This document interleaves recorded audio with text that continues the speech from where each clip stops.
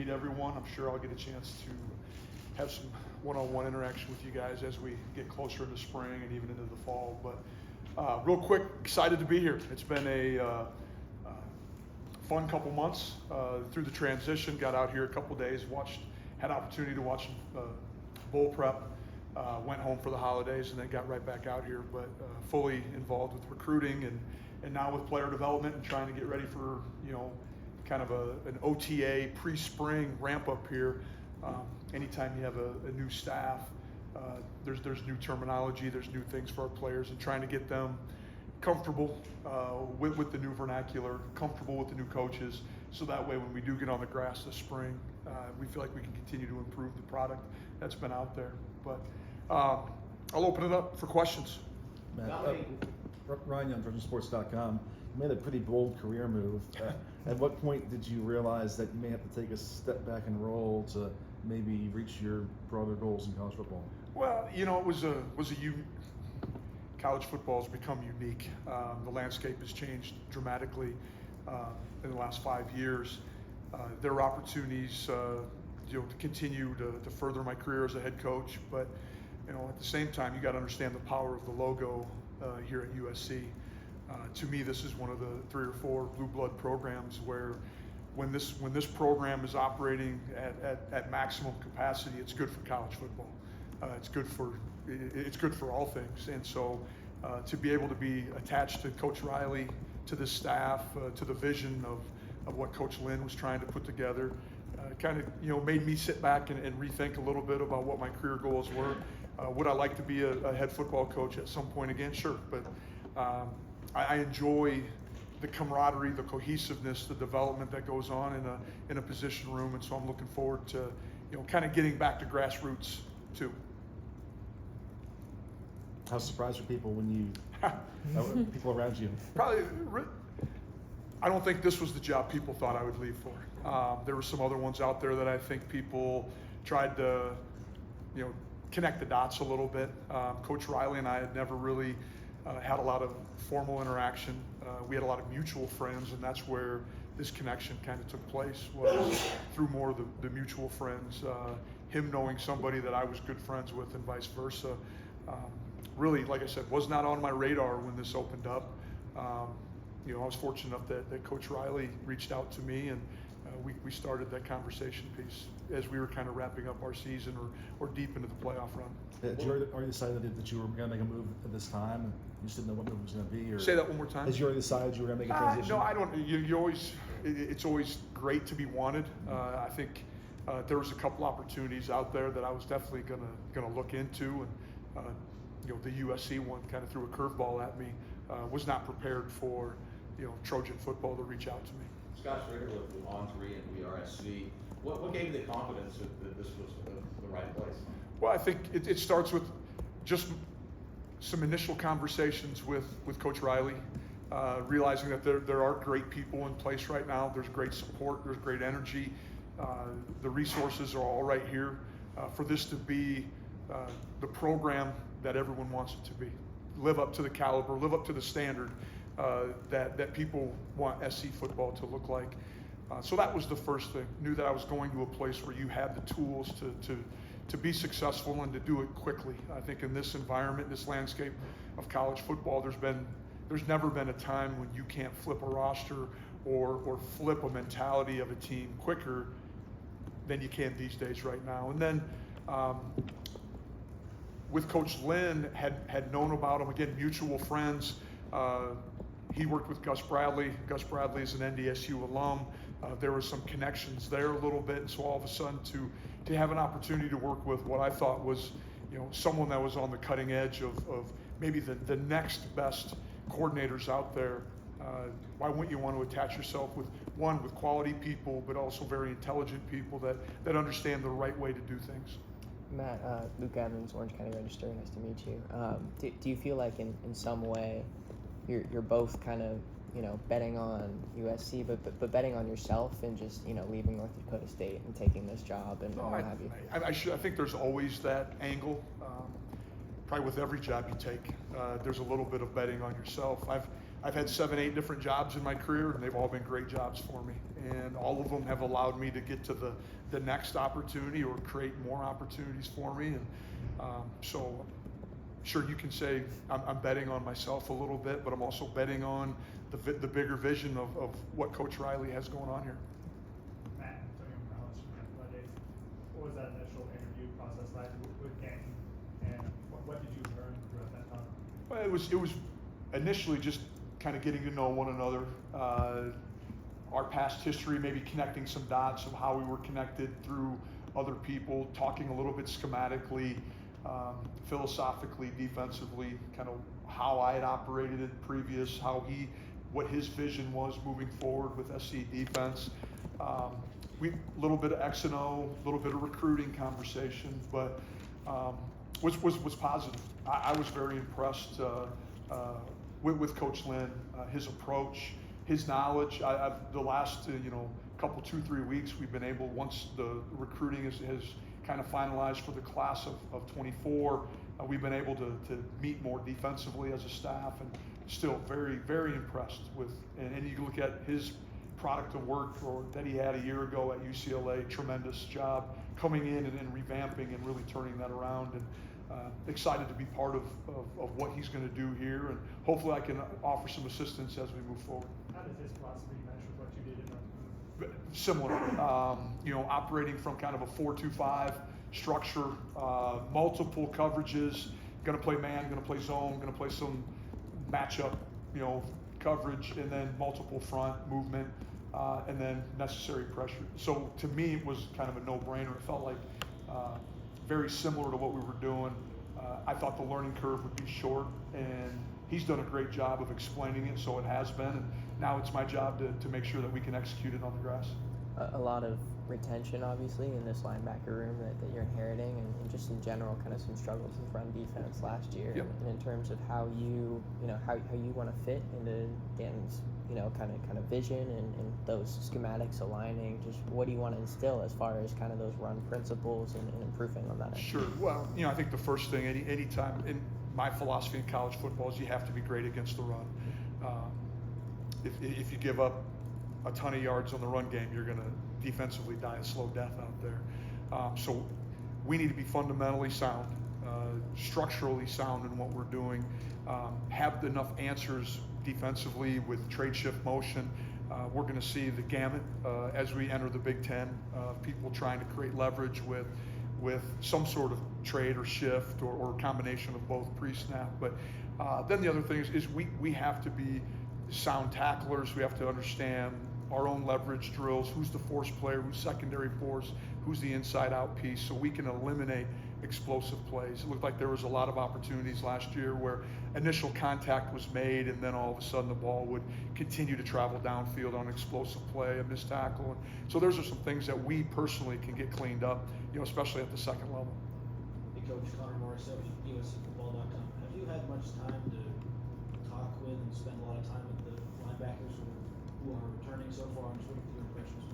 Not enough, and trying to multiple irons in the fire right now. But that's why this time of the year is exciting, because there will be some forced communication between those linebackers and myself.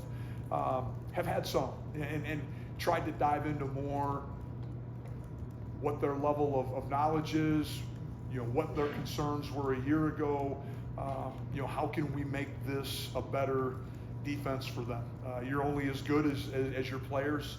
It doesn't matter what I know or what Coach Lynn knows. It's what they can understand and then regurgitate on the field that's going to matter. And so just trying to get a baseline for what their football IQ looks like right now. And so I'm excited. Eric Gentry, is a young man who has a ton of potential. We need to find a way to continue to keep his weight up right now. He's a guy that has struggled.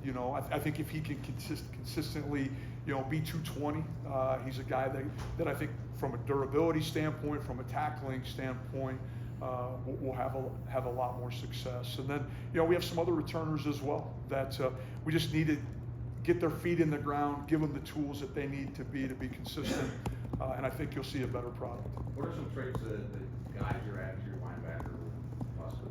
the new players that we're adding. Yeah. Well, with Easton, just some veteran, a young man, transfer from Oregon State, a young man that's played a lot, so has that game experience, that has seen adjustments, has understood defense, excited from kind of where he's taken off this offseason. But the 3 new linebackers that we've signed, all of them, you've seen a tremendous length, bigger version, 6'2", 6'3", rangy, can play sideline to sideline. I think as we start to kind of put pieces together, I think how they respond in the weight room, how they respond to the dining center will determine if they're a Mike or a Will. But all of them multi-sport athletes, basketball players, baseball players, football players, of course, track athletes, trying to optimize the athleticism that we can have, but they still have to have the necessary skill sets to be effective Big Ten linebackers. With recruits, like high school recruits, what are some of the traits that those guys need to have for you to be? Well, the skills, looking for tremendous speed. Speed is one of those things at every position. I've never met a coach who said someone was too fast for him, and so always looking to optimize speed, change the direction, short area quickness, play strength. Can they play off of blocks? Can they come through their hips on tackling?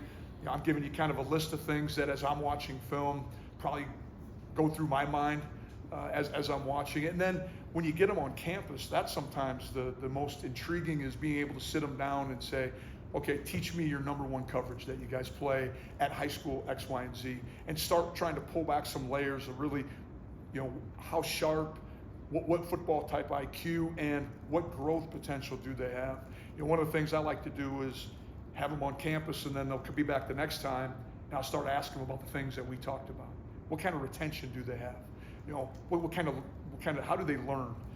Is it visual? Do I need to have video? Because that's my job, is to make sure that I find the right teaching method for each individual athlete.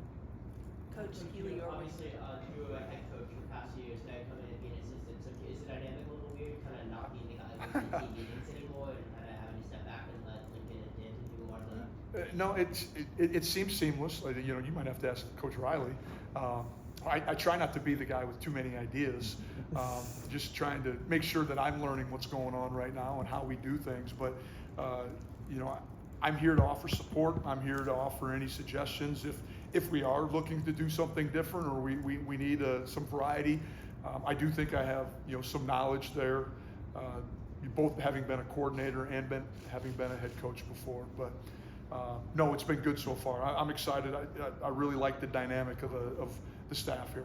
Coach Keeley, you're with USC Athletics. You've led and been a part of multiple championship-winning teams. Is there a common denominator with championship culture that you've identified? Well, I think one of the things is, and this probably was part of the hiring process, was, at North Dakota State, the logo on the jersey was the most important thing. And I know that's a little bit of an outdated mentality, but I think when you start looking maybe at Kansas City Chiefs, Michigan Wolverines, North Dakota State, that's probably one of the things that a lot of them have in common, is the servant leadership amongst the team and making the program, making the logo the most important thing. And so I think as we continue to recruit, you always got to find the right players, the right fit. But that's one of the things that I know our defensive staff is starting to be more diligent about, is finding the right people. Is it about winning football, or is it about yourself? Hopefully it's about executing and playing winning football. I know every young man that comes through our doors has aspirations of going to the NFL, and my number 1 response is, well, then win games, because at the NFL they want to draft winners. We want to recruit winners. It's seldom do we go to a high school where the young man's 1-11 and recruit someone. You go to modern day, you go to the schools that are winning games to recruit. And so let's come here and put the best product on the field, and let's do it for the logo rather than individual praise. I'm a process-oriented person. It's about how you do things. It's about your preparation daily. That leads to success on Saturday. It's not chasing number of yards or less. It's how can we put ourselves in the best situation to be successful. Coach, as much as you can you describe the conversations you've had with Lincoln Riley about the vision for the defense and Yep. how you can get there, like the best case scenario, and what that would take to get there? Well, I think it just starts with the little thing, instilling the little things, and then following through with the standard. One thing you're going to find out is I'm not a big expectation person. I don't like the word because your expectation for USC football is completely different than mine. So when people use expectation, that's fictional a little bit. I like the standard. What is the standard? This is a championship caliber program, or has the vision to be one. Well, then we need to start holding our kids to championship habits on the practice field, in the classroom, in the dining center, in the football facility, out socially here as well. And I think that's one of the things that coaches has kind of given everyone, offensively and defensively, the opportunity to do. You are what you tolerate. And so if you have a lot of kids that are late, you have a lot of kids that miss things, well, guess what? You're going to miss that third and short. You're not going to get that stop. You're not going to get the conversion on fourth down because you are what you tolerate. And so we need to continue to hold our kids accountable to what USC football standard is. Going back to recruiting, what's the challenge for you? You're now recruiting areas you probably weren't before, where you maybe not have connections established, recruiting different kids. How hard is it to kind of build your foundation? Well, part of it, this year I did get into the Midwest a little bit. With us moving into the Big Ten, we've expanded our recruiting into Big Ten territory. So I was throughout kind of Middle America, and we did sign 3 kids from traditionally Big Ten country. And so I think the brand itself, kids know who USC is. Having been a head football coach, having been at North Dakota State, a school that has had some success, our footprint was relatively big throughout the Midwest. So I feel comfortable going back to the Midwest. Of course, getting into Texas, getting into California, just introducing myself, being honest, being upfront, being transparent with high school coaches. I think doing it the right way. Same standard of our players. Do it the right way here. Well, I got to do it the right way when I recruit as well, and trying to create those strong relationships, get kids on campus, get coaches on campus. I think if you do it the right way, people tend to want to gravitate towards you. Hey, I'd love to see my player play for you. We'd love to get back to campus. Tiffany to win with the LA Times, you were talking about meeting with the linebackers and asking, how can we make this defense better for you guys? Did you think of an answer yet? It's obviously very early. Well, I think there were some things that, just functionally how we operate. I think we can clean some things up a little bit. Again, the more you put on them and the more they have to think pre-snap and post-snap, the slower they're going to be. Anytime there's not clarity, legs get slow, reaction time decreases, and the last thing you want to have defensively is a bunch of processing individuals playing defense. And if we can become reactive, and so that means maybe we have to have fewer checks, fewer adjustments. We need to have a call or two where we can play through and we can get lined up to everything. A comfort call, if you will, versus having just, massive amount of communication always required, because somebody has to be thinking that. And, you watch a little bit of film from last year, you can see some guys that were just thinking, all of a sudden knees weren't bent, body posture was straight up and down, and that initially gave me that, man, there's a lot of thinking going on. Others trying to look around. We have to, we're only as good as what they're able to execute. And so we got to find ways to simplify, but also have enough because we're going to play some unbelievable opponents this next year. Greg Beach with the AP, you mentioned last year. What did you see on film? What was USC doing wrong? Well, I'm not gonna dive into that, but just from talking to players, from talking and watching, I think just the amount of communication that was required and or adjustments within calls. Again, we need to come up. We need to have a call or two where we can get lined up and we can play ball, and we can be reactive versus having to be process oriented. Man, if you have a bunch of process oriented players out there, you're going to struggle to make impact plays. Coach Riley described you as bringing a toughness to the staff. How do you teach the toughness? I don't know if I have maybe the recipe. I think it's just kind of how I go. Probably comes back to where I'm from and kind of Midwest roots. I'm a farm kid.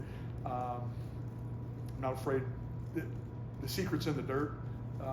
The secret's in the work, and so I'm not afraid to get my hands dirty. I'm not afraid to become an assistant football coach and help this program, get to its standard again. But I think just being detailed, being organized, holding myself to a high standard, you become the sum of the people you surround yourself with, and hopefully the linebacking room will see that, and all of a sudden they start to emulate those things a little bit as well.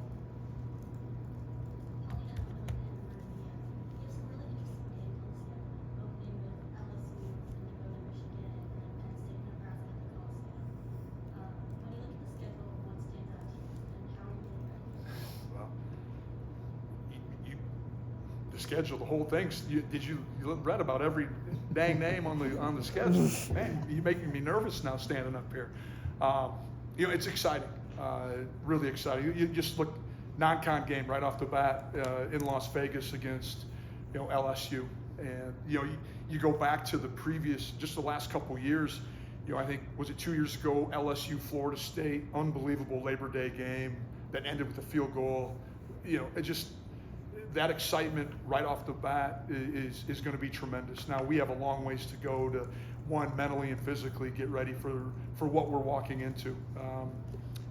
That's been one of the messages, though. I know our strength staff and our development people have really tried to communicate with our players is, we're moving into a different phase and a different time for USC football, and we need to be both physically and mentally prepared for a week in, week out. You're talking about a tremendous travel as well. I mean, we were play at Maryland. All of a sudden, 5-hour flight, 3-hour time change. I mean, there's a lot of uniqueness to the schedule this year, but it'll make it exciting as well. Matt, how do you ensure on a staff like this, with 3 guys with coordinator experience and Eric coming from the NFL, how do you ensure that there aren't too many cooks in the kitchen, to use one specific term? I think part of it is I can only speak on my own, is staying humble. I'm here to help drive the vehicle, but I'm not in charge of it. I'll help Danton any way I can, give him ideas, give him thoughts, come up with solutions. I think sometimes we become a world of everyone has the answers, but very few people have solutions. And I like to think of myself as a solution person because there's usually an action. You have to get involved to have solutions, and so I have no problem doing that, finding ways to help us win games, improve our product that's on the football field. But I think it goes back to just being humble and knowing that we're all striving. If we're process driven, nobody's really worried about who's getting the accolades or who's getting the publicity. Going back to where we started, was there a moment that really first got you started to think about making this transition or being open-minded to making a bold move? There was probably. I'm not going to get into names, but I'd interviewed for a FBS head job, and some of the feedback coming back was no FBS experience, and football's football in my mind. Just the pieces I get to work with are bigger, faster, and stronger than a Division III coach, but there's still 11 guys on both sides of the ball, and we're all still diagramming the same plays. It's just how the speed at which they're executed is different. And so that was probably maybe the last straw for me, that if I do see myself ascending in the profession, do I need to take an opportunity? Do I need to take a chance on myself, like we talked about, and go to one of the blue bloods out there? And this presented itself.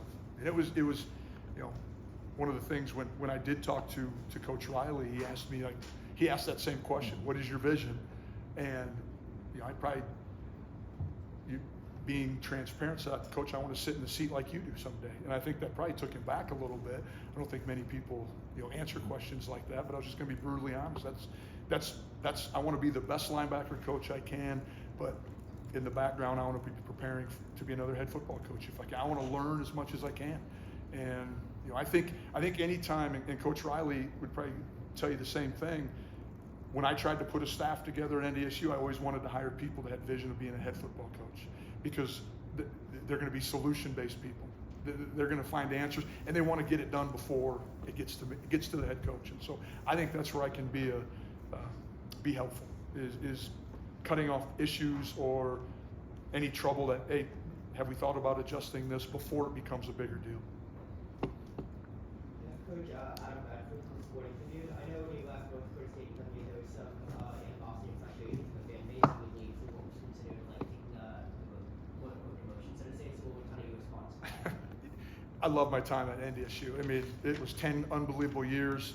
Had an opportunity to compete for 7 national championships. I have a son that still plays there, and it'll probably always be home to my 2 boys. So, you know, that fan base there has unbelievable standard, and that's what makes that place so great.